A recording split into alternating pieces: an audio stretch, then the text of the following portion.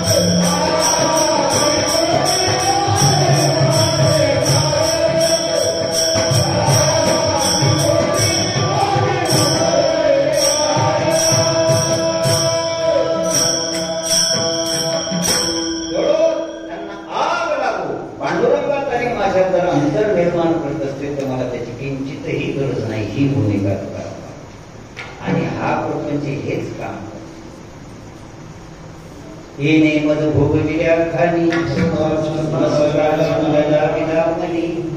माझ तुम्ही माझे कमनी केली ओढणी विटंबना पावलो केली याचा दंड खाली भोगिल्या याची दंड आता केला पाहिजे खंड तुका दंडवत घाली देवा.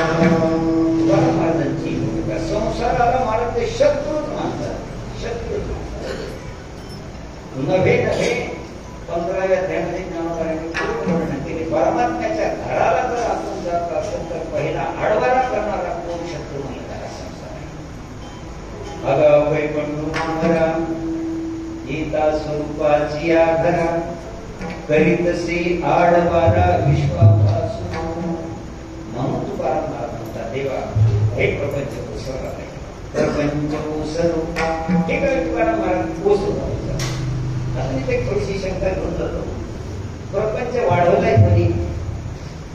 आपला प्रपंच आपण वाढलाय, आपणच वाढलाय की देवानं वाढलेला आहे? आपणच वाढलाय. मग तुमचा वाढलेला तुमचं तुम्ही सावून घ्या.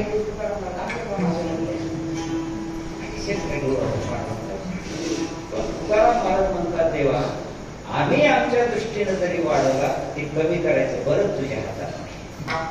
माझा संसार तूच कमी केला असेल. तुकाराम महाराजांचा हे गोड आवडते.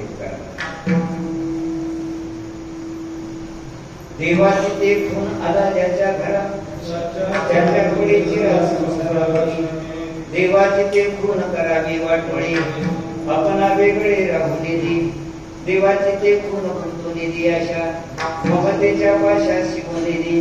पहा देवेतेची बळकाविले स्थळ तुक्या पे सकळ चिन्ह.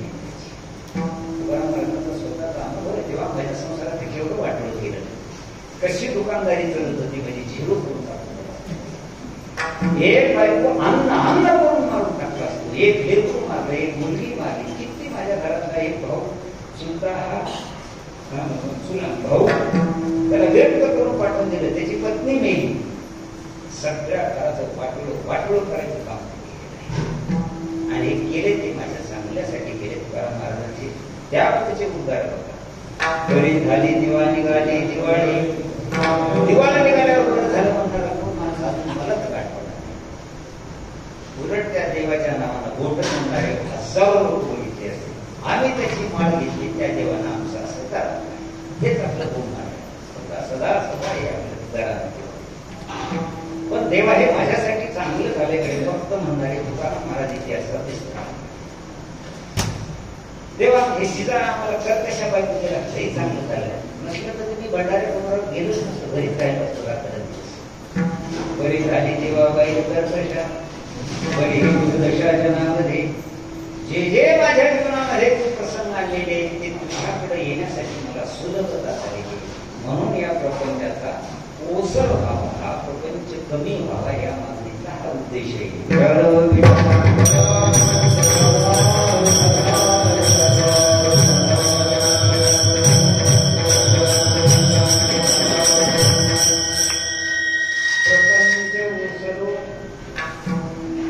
याच मागणीचं दुसरं अनुन तुकाराम महाराज सांगतात चिंत तुझे बाई म्हणून कशी सलग कशी मागणी आहे बघा तुकाराम महाराज.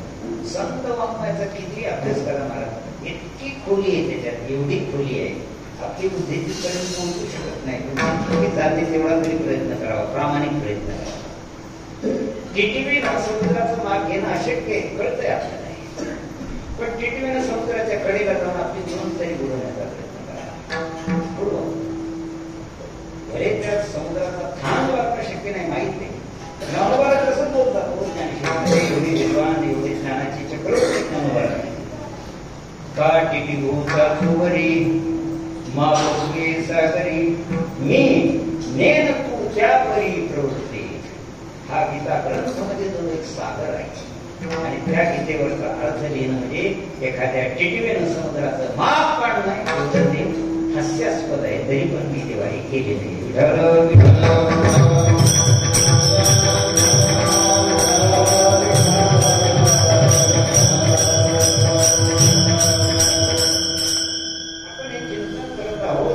प्रपंच ओसरू म्हणतात आणि त्याच मागणीचा दुसरा अंग असे म्हणतात चित्त तुझे पायी.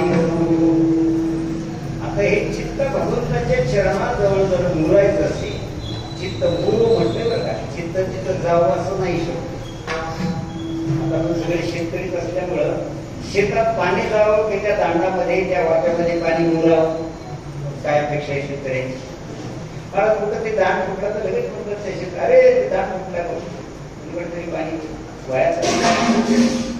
ज्या वाप्यामध्ये पाणी गेलेलं आहे ते वापा भरल्यानंतर पुन्हा बंद केलं जाते ते पाणी तिथंच मुरवलं आहे.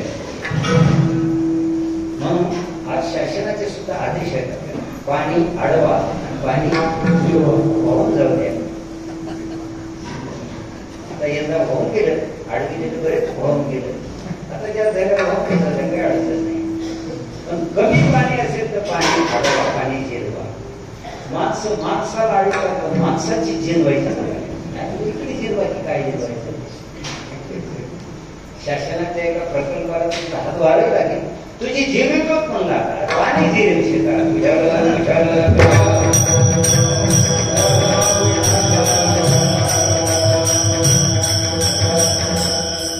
चित्त कसं आहे परमार्थ आणि प्रपंच या दोन्हीचा अधिष्ठान आहे. प्रपंच करायचं असलं तरी चित्ताची गरज आहे परमार्थ करायचं असेल तरी चित्ताची गरज. म्हणून एकाची विभागणी दोन्हीकडे करता येत नाही. मी नेहमी उदाहरण आमच्या पाठामध्ये सांगत असतो दोन मुलं आली बाबा बाबा आम्हाला गोळ्या घ्यायचे चॉकलेट घ्यायचे पैसे द्या पैसे द्या. मग बाबाने ते रुपयाची नोट काढली त्याने सांगितलं बाबा मजे मला द्या दादाचे दादा कारण दादा इथून घेऊन लागतो मग मला चॉकलेट देत नाही. त्याने सांगितलं चिल्लर नाही ते माझ्याकडे आठाने देण्यासाठी 1 रुपया आहे म्हणजे ते काही करायचं नाही मग मला नाही सांगितलं मला त्या दादाचा बाबाने सांगितलं तुम्ही असं करा चॉकलेट घ्या चॉकलेट अर्धे करून सांगितलं नाही दादा देणारच नाही कारण असे दादा सत्य आहे.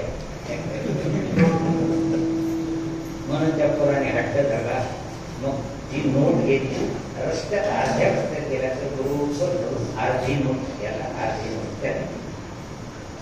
आता किती चॉकलेट आले मला सांगा. त्या नोटीची अर्थात नोटच होते ना रुपयाची नोट होती रुपया किंमत त्याच्यावर शासनानं त्या गव्हर्नमेंटनं सही केलेली आहे. चलन सध्या चालू चलन आहे तर अर्धी नोट एका मुलांना दिली सरकार आम्हाला याचे चॉकलेट द्या. दुसऱ्या मुलगाला सरकार याला आमचे चॉकलेट किती चॉकलेट आले त्याचे किती आले नोट आहे होती, नोट आहे तो, पण एका नोटीच्या 2 नोटी केल्या ना तुम्ही. तसं चित्त ही एक नोट आहे. प्रपंचाला अर्धी दिली, परमार्थाला अर्धी दिली, शून्य किंमत. परमार्थातही वाया गेलं, प्रपंचातून वाया गेलं.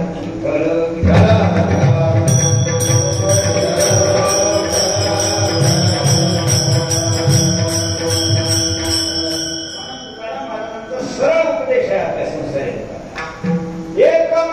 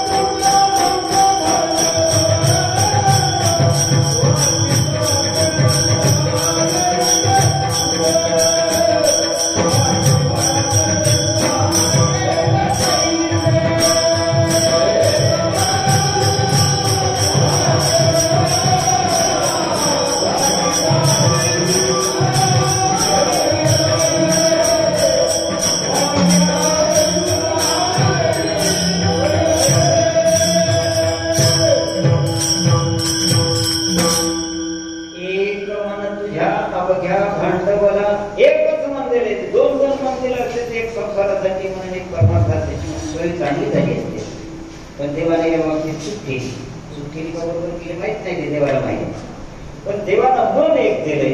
पण गंमत अशी करतो आपण, त्याच मनाची विभागणी करून अर्धमन प्रपंचाला अर्धमन संसाराला देवाला लागतो आपण. त्याचा परिणाम असा होतोय, ना देवही धड होत नाही ना संसारही. एक कबीर महाराजांनी जात असताना एक दृश्य पाहिजे. एक चिमणी खाली उतरली, तिच्या पोटामध्ये 2 बाळ होते. ती अन्न शोधता शोधता चिमणीला एक तांदळाचा कण दिसला एकाच्या अंगणामध्ये. चटकन ती उतरली, तो कण तोंडात धरला, तुळशीमध्ये आणि उडून इतक्यात तिला पुढे एक डाळीचा कण मुगाच्या डाळी. त्या चिमणीला वाटलं बरं 2 लेकरं आपल्याला, एका पिलाला तांदळाचा देऊ आणि एका पिलाला डाळीचा. दोघांचाही नाश्ता होईल सकाळचा. असं कोणाला वाटलं? चिमणीला. कोणत्या चिमणीला? अंधारातल्या चिमणीला सुद्धा असंच वाटतंय की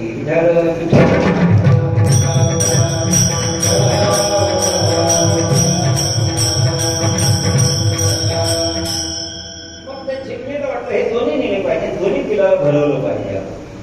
मग तोंडामध्ये तांदळाचा कण होता, ते डाळीचा कण उचलण्यासाठी तिनं चोच उघडली. उघडल्याबरोबर काय घडलं असेल? तांदळाचा कण खाली, डाळीचा उचलला. ती म्हणजे डाळीचा तांदळाचा राहिला. पुन्हा तो उचलण्यासाठी तोंड उघडलं, पुन्हा ती डाळीचा कण पडला, पुन्हा तांदळाचा घेतला. महाराज असा तिचा प्रयोग सायंकाळी 4 वाजेपर्यंत झाला. आणि पिलं चिव चिव चिव चिव करून पोटात भरून. कोणत्या चिमणीची गोष्ट आहे? कोणत्या चिमणीची?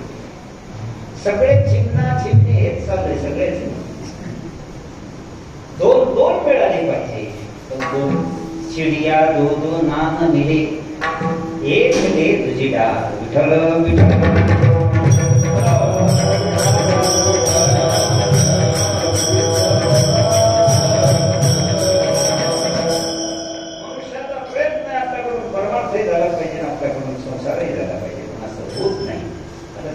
थोडीशी सूक्ष्म माहिती बारीक चिंतन केली तर वेदांत विषय असा आहे, संसाराचा अधिकारी वेगळा आहे, परमार्थाचा अधिकारी वेगळा आहे. संसाराची परिस्थिती वेगळी आहे, परमार्थाची परिस्थिती वेगळी आहे. संसाराची साधनं वेगळी आहे, परमार्थाची साधन. सगळी साधनात अधिकारात भिन्नता असल्यामुळं एका पुरुषानं दोन अधिकार दोन पद कधीच साधू शकत नाही. कोणतेही घडलं तरी येत संसार करावा. अशी हे अर्थ नसल्या कारणानं तुकाराम महाराजांना प्रपंच ओझलो, अर्थात माझं चित्त प्रपंचाकडे जर नाही लागलं तर मग हे चित्त मोकळं होईल आणि मग तुझ्या चरणाकडे ते निश्चित मुरेल, या अपेक्षेनं तुकाराम महाराजांची मागणी.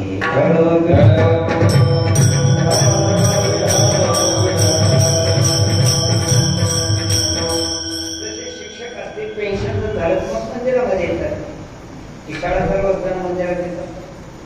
आम्हालाच म्हणतात महाराज तेव्हा 2 वर्ष पेन्शनला राहिले बघा, ते आमचे सगळे समजे की तुमचं मंदिर, तुमची ज्ञानेश्वरी, तुमचा गाथा सगळं मला तुमच्या सगळं झालं. आणि गंमत अशी होते, ते पेन्शन झालं की कोण म्हणतात बाबा आपलं रस्त्याला दुकान आहे तिथे एक टपरी टाका, दुधाचं घेतात बघा, दुधा आपल्याच जर 10 लिटर दुधाची डेअरी सुरू करा, बाप पुन्हा डेअरीमध्ये बसून ढेरी वाढते, दुसरं काही होत नाही. काय कराय महाराज माणसाच्या. म्हणून माणसांना वाटतंय आपण पुढे परमार्थ करू, पण परमार्थ होत नाही. परमार्थ होण्यासाठी सुद्धा खूप मोठी पुण्य आहे. एकदा भगवंताचं नाम मुखाला यायचं तर माणसाला वाटतं सहज आलं, आमच्या नाही आलं. जन्म जन्मांतरी असेल सामग्री तरी जाईल जिव्हागरी नाम शिक्षा माझे. आज मी तर ऐकल्याबरोबर आमच्या वाडीवरून ऐकलं नाही, कितीतरी महिला इथं हरिपाठाला जवळपास 70-80 महिला आहेत, काही पुरुष मंडळी आहेत. नाचून नाचून नाचून बरं झालं, गुडघे तुझे पुन्हा दुखणार नाहीत अशी मला एक शाश्वती वाटायची. आता ते तरुण तुम्ही नाचायला तिथं भविष्यात आमचे जे गुडघे दुखाले तर परमात्म्याच्या दरबारात जर तुम्ही नाचला तर भगवान बहुतेक लोक तुम्हाला येऊ देणार नाही असं वाटतंय. तर फक्त त्याची इच्छा, तर त्याच्या सेवेमध्ये जर हे शरीर खर्च केलं तर एक तर ती कृतार्थ होतो. खरं भगवंतानं जे शरीर आपल्याला ज्या कामासाठी दिलेले, भगवंतानं हे कशासाठी दिले? देवे दिला देह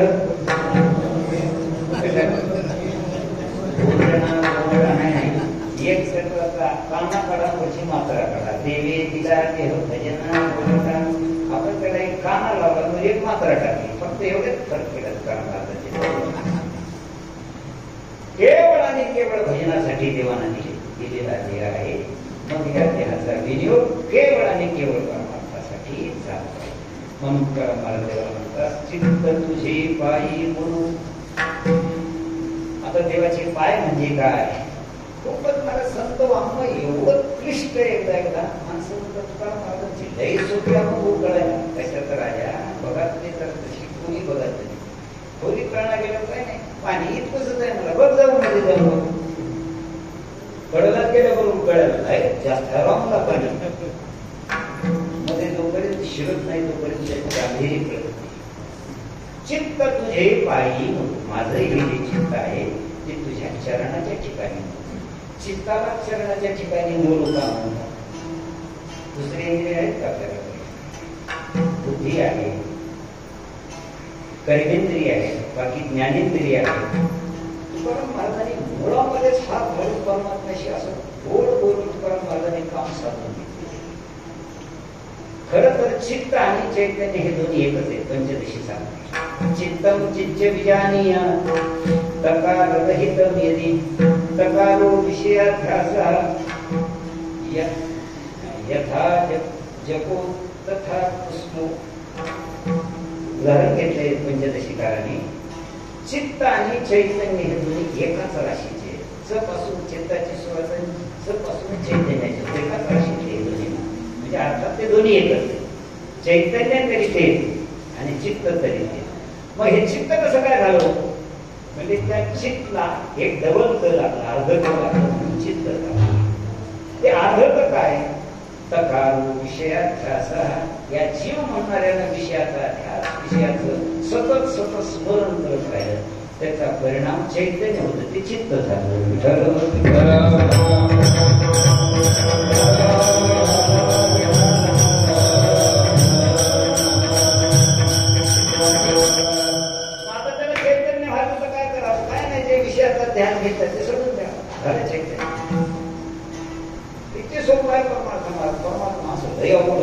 देव आम्हाला गुरुनं जितकं आवड वाटते मध्ये गेल्यावर किती आवड आहे अशी परमार्थाची भीती वाटते माझ्या पण काही आवड नाही. निष्कारण या जीवानं अर्थात या बुद्धीनं विषयाचा ध्यास म्हणाला विषयाचे ध्यान विपाये पाहे मन तरी केसने हे पतन दिवसित पावे. या मनानं या चित्तानं नुसता विषयाचा ध्यास एक उदाहरण म्हणून सांगतो. ध्यास घेतला तर कशी त्याची गती होती. जग भरत नावाचे एक राजे होते. पुराणात एक उदाहरण सांगितलेले बरेच पूर्ण भगवत प्राप्तीसाठी पूर्ण विषयाचा त्याग केला मला एवढं मोठं राज्य सोडलं त्या 18 भार वनस्पती फुले फळे ओढती 22 त्या पोखरणी नदी गंगा वाहती ज्या घरी कुल स्त्रिया राज्यराजी वसंती ते सुख सोडून कासया योग सेवेती परी देवदानसा एवढं मोठं अनुकूल राज्य असून सुद्धा केवळ परमात्म्याची प्राप्ती व्हावी या इच्छेनं सर्व राज्याला ठोकून ते ऋषी तो राजा केला एक प्रवृत्ती बांधली आणि भगवंताचे चिंतनात राहिले. एक दिवस असं झाला एका सरोवर ते स्नानाला गेला असताना एक हरणी पाणी प्यायला.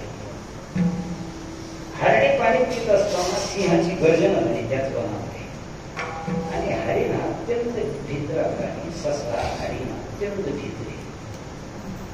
एकदम ती सिंहाची गर्जना ऐकल्याबरोबर त्या पाण्यावर उडी मारून जाताना ती गर्भवती होती आणि प्रसूतीचे दिवस तिचे जवळ आलेले होते. एकदम तो गर्भ पाण्यात पडला त्या राजाला वाटतं आता हे हरिण निश्चित ती हरिण काही परत येणं शक्य नाही. तो घाबरून पळून गेलेली आहे आणि पाण्यात हे जर पाडस राहिलं तर हे काही क्षणामध्ये येईल. अंतःकरणाची दया उद्भवली. ते पाडस आश्रमात आणलं त्याला पुसलं त्याला काही दूध पाजलं काहीतरी करून त्याला जर थोडस मोठं झालं ते हिंडायला लागलं फिरायला लागलं आश्रमाच्या थोडस दूर जायला लागलं. मग हे ऋषी महाराज अर्थात हे राजा गेले होते परमात्मा चिंतनासाठी पण महाराज त्या हरणाचा ध्यास विषयाचं ध्यान सांगत नाही. विषयाचं ध्यान कसं बदलणार आहे. ध्यानाला बसलं की ते हरण यायचं. योगाने त्या राजाला दुर्धर अशा प्रकारचा रोग झाला. आता काही दिवसामध्ये त्यांचं मरण आहे की तो दुर्धर रोग झाला. पुन्हा पुन्हा पुन्हा एवढं मरण त्यांचं जवळ आलं तरी डोक्यातला हरण काही आणि शेवटी परिणाम असा झाला प्राणोत्क्रमण होत असताना माझ्या या हरणाचं कसं होईल माझ्या या हरणाचं कसं होईल म्हणत म्हणतच त्यांचे प्राण गेले आणि त्याचा परिणाम काय झाला.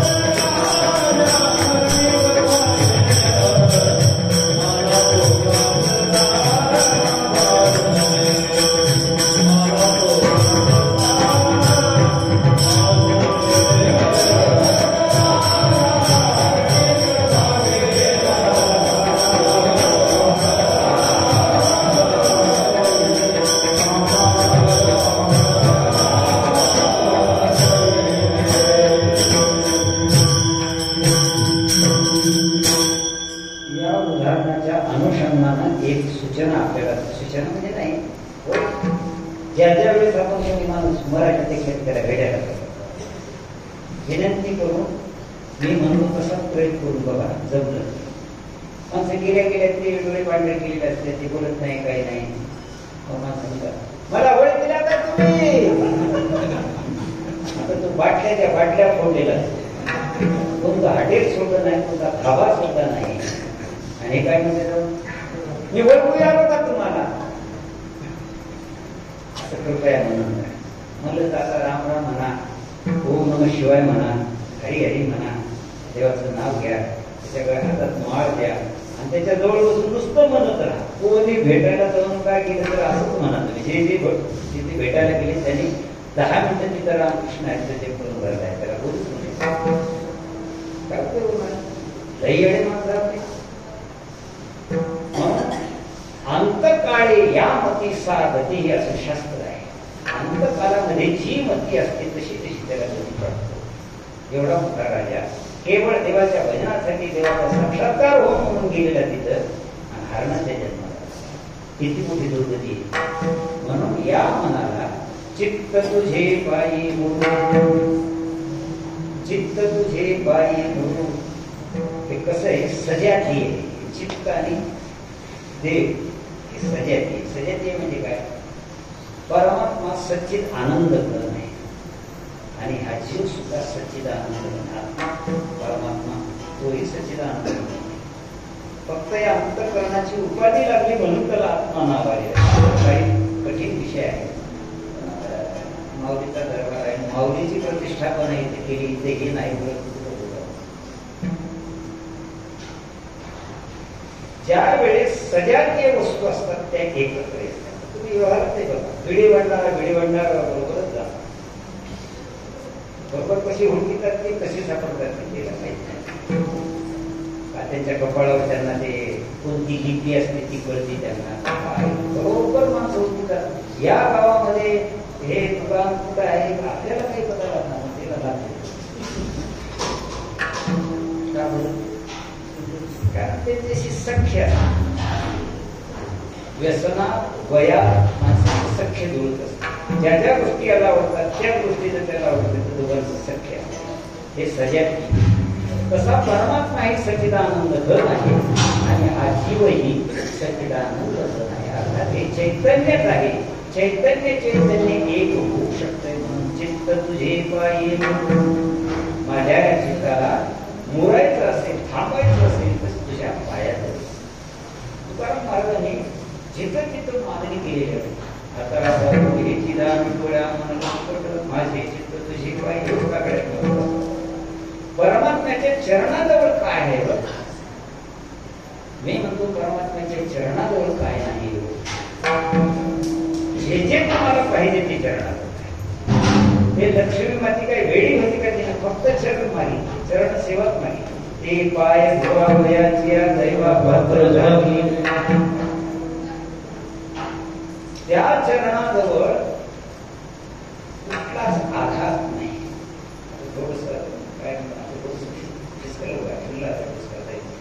हे सुद्धा विषय पूर्ण होते की नाही. वेळ कसं बघा, 11 वाजता म्हणजे 11 वाजले म्हणजे 12 वाजता प्रकाश यायचा.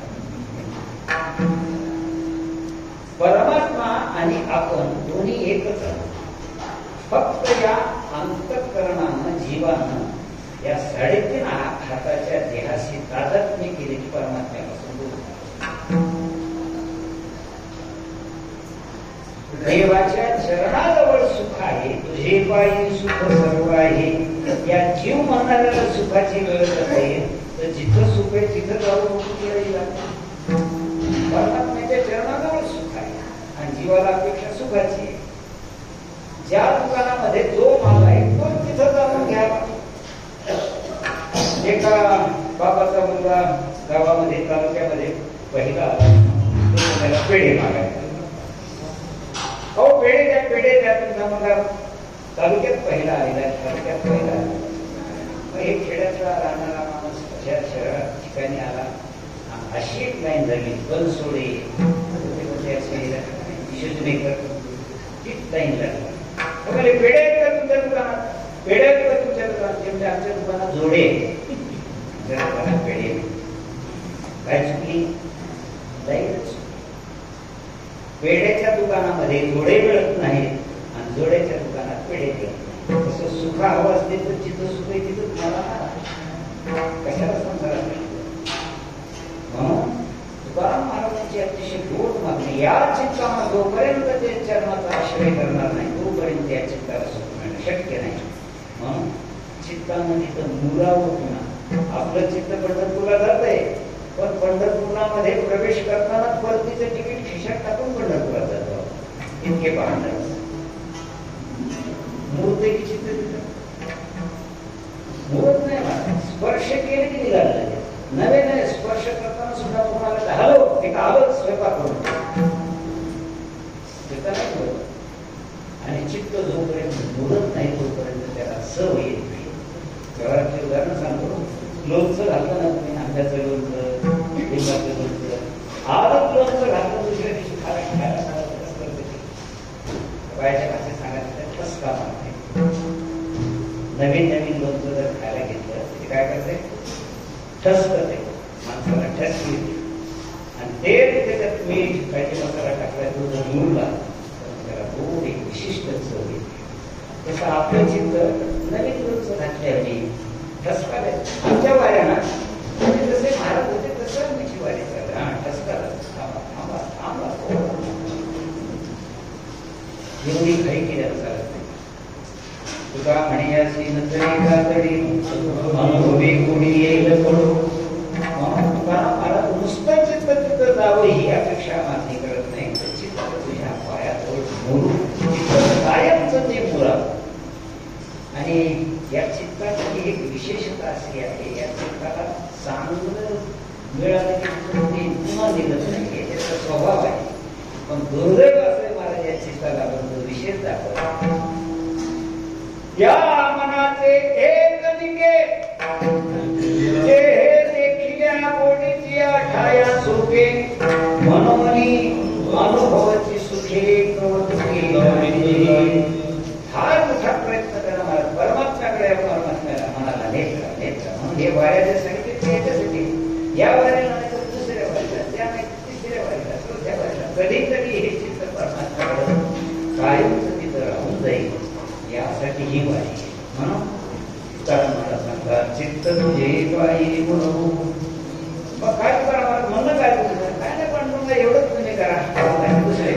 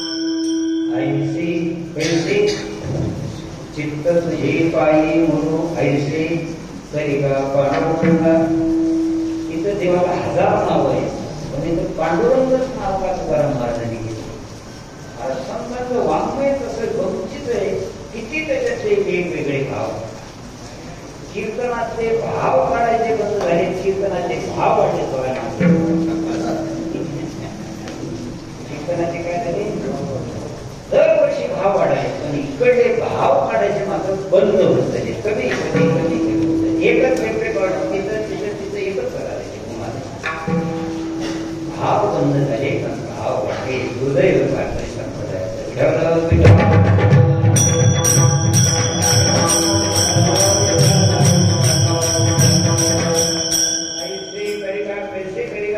माझं चित्त तुझ्या चरणाजवळ राहावं असं जे म्हणते माझे चित्त तुझे काही करी काही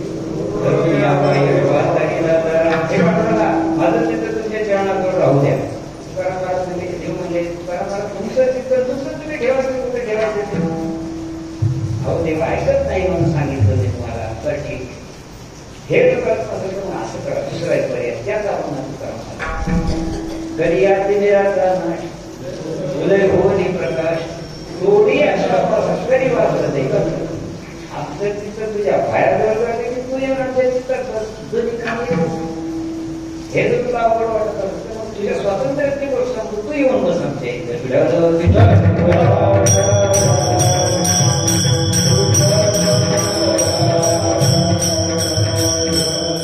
ऐसे कधी का पांडुरंगा पांडुरंगा याचा अर्थ पांडू पांडू पांडू पांडू हे पांडू आम्हाला नेहमीच लागते लागते म्हणायला लागते पुन्हा उपासना करायला लागते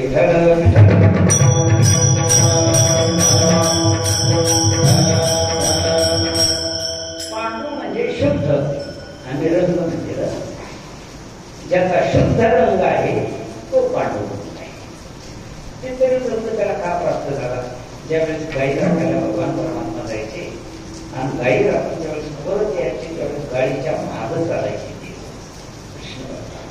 म्हणजे 9 लाख गाई होत्या होत्या त्या गाई चालताना ती धूळ उडायची आणि कृष्ण परमात्म्याच्या पूर्ण अंगावरती धूळ उडायची गोकुळामध्ये देव आला पांढरा शुभ्र दिसायचा म्हणून त्याचं नाव पांडुरंग ऐसे करिगा पांडुरंगा शुद्ध रंग बाली रंगा देवा तुझाच एक शुद्ध रंग आहे आमचे जेवढे रंग आहेत ते एकही रंग आमचा चांगला नाही बघा हे आपले रंग बघा या सृष्टीमध्ये देवाला एकाएकाला एक एक रंग दिले पोपटाला काय रंग दिलाय देवा कावळ्याला कोणता रंग दिलाय माणसाला कोणता रंग आहे बाबा एक रंग आहे मग ते लयरंगी म्हणजे एक रंग आहे लयच रंगाने रंगलेला आहे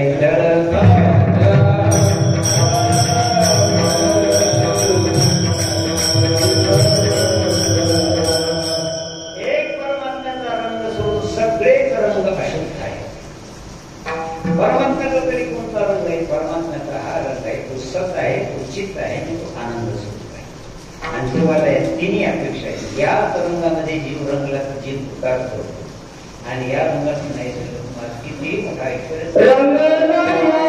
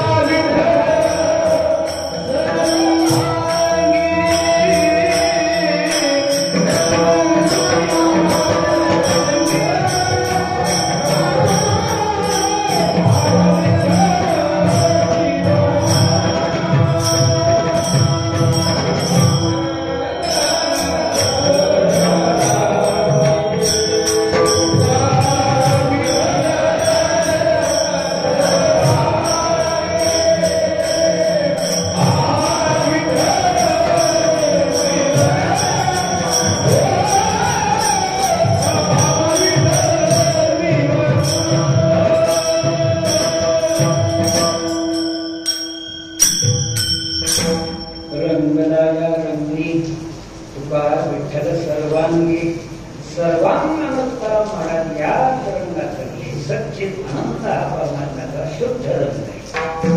माणसं त्या होळीच्या दिवशी दुसऱ्या दिवशी धुळीच्या दिवशी किती रंगानं रंगतात. एक रंग नसते म्हणून संध्याकाळी बेरंग दिसतात. तुकाराम महाराज एकाच रंगात रंगल्यामुळं आज तुकाराम महाराजांना जाऊन 700-750 वर्ष झाले तरी तुकाराम महाराजांची कीर्ती सगळ्यांच्या हृदयात तुकाराम महाराजांनी राहणार आहे. कारण रंगच बदलू दिला. सकाळी माणसं मंदिरात येतात, घरी लोटांगण मंदिराच्या हे 4 वाजता ते माणसं जायचे. घरी लोटांगण घरी लोटांगण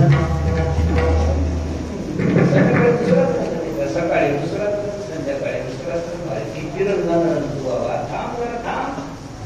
फक्त एक रंग सांगताय रंगी रंगी रे तिरंगी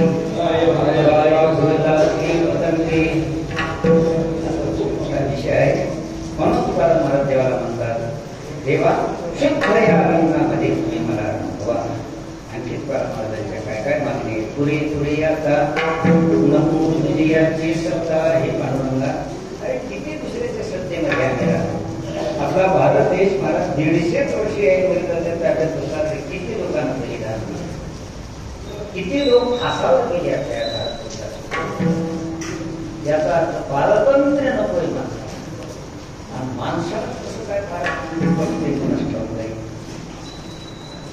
लहानपणी आईच्या आज्ञेमध्ये थोडं मोठं झालं की आईच्या आज्ञेमध्ये त्याच्या थोडं मोठं लग्न झालं की ती आपल्या आज्ञेत राहिली पाहिजे. तिच्या आज्ञेत आपण पुरुष आहोत ना तरी पण हे म्हणतात तेच करणार तिच्याच आज्ञेत राहता राहता राहता शेवटी देव आज्ञा होते. पण माणसं स्वतंत्र होत नाहीत. कोणाच्या तरी अधिपत्या काही त्यांचं जीवन संपते. म्हणून तुकाराम महाराज म्हणतात पुरी पुरी आता नको तुझी याची सत्ता ऐसे तरी का पांडुरंगा शुद्ध रंगला रंगा. तुकाराम महाराज आम्हाला थोडक्यात तुम्हाला काय पाहिजे ते सांगा. अशी फार मोठी यादी नको. एक माणूस झालं तर माणसं सोयी करतात. मला घर बी द्या, मला थोडं शेत बी घेऊन द्या, हायवेवरची जागाही द्या. इतक्या मागण्या जर गावाने केल्या तर साधारणपणे सोयी पणच नाही केलेलं. एक फक्त मागणी काही काही माणसं फार हुशार राहतात. मागणी एकच करतात पण अंतर्गत सगळं येऊन जातं. एक आंधळ भगवान शंकराच्या समोर उभारलेला बसला. प्रसन्न झाले. देवाने सांगितलं बरोबर माग काहीतरी काय मागायचंय फक्त एकच वर तुला. मला त्या आंधळ्यानं काय बोलतो असा वर मागितला. हे पांडुरंगा हे भगवान शंकरा माझ्या नातूच्या डोक्यावर राजछत्र धरलेलं मी बघा. मागणी होत आंधळ याचं लग्न करावं लागलं. त्याला पोरग पुन्हा त्याला पोरग द्यावं लागलं. नुसतं पोरग देऊन घातलं नाही. एक मोठं राज्य दिलं आणि त्या नातवाच्या डोक्यावर चांदीचं राज्य आंधळ्याला डोळे. मागणी एकच पण अंतर्गत खूप मागण्या जशा घेऊन जातात. तसं तुकाराम महाराजांनी सांगितलं देवा एवढी मोठी यादी जर तुम्हाला नको वाटत असेल तर काय करा तुम्ही आमच्या जीवनामध्ये जो लटकेपणा आहे आमचा जो खोटेपणा आहे ते खोटं आहे ते खोटं आमच्या जीवनाचं नष्ट करा. खोटं काहीच ठेवू नका. फक्त सत्य तुम्ही आहात ना तुम्हीच आमच्या चित्तात राहा. ह्या खोटेपणा आमच्या चित्तामध्ये राहू नये अशी शेवटची मागणी शेवटच्या चरणात.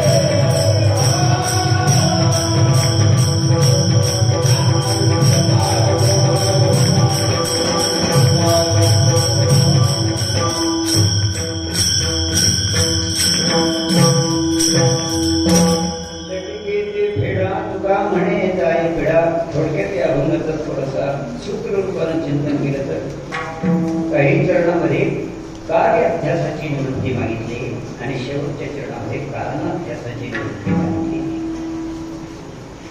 कार्य हे नको आणि कारणही नको.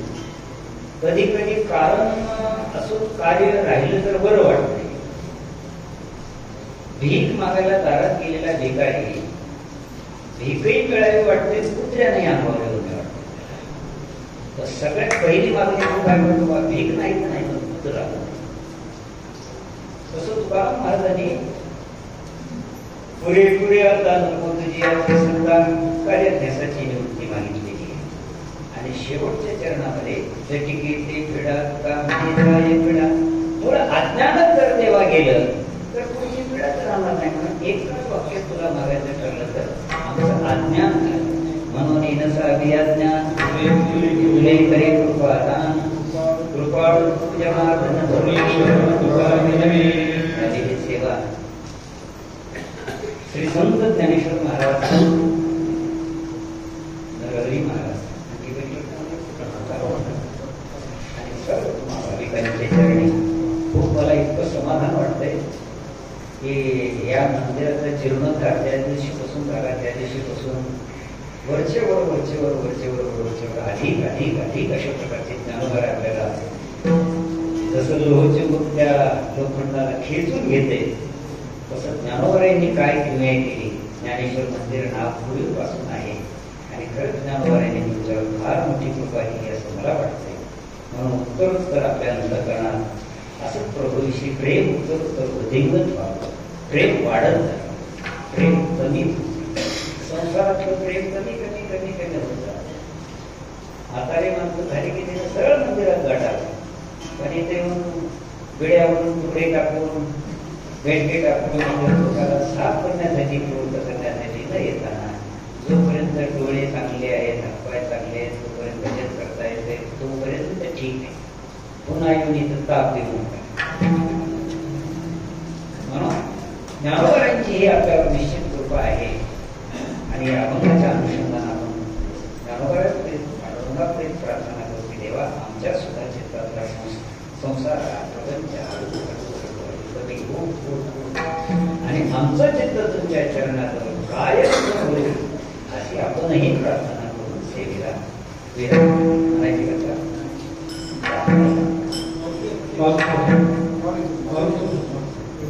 ज्ञानेश्वर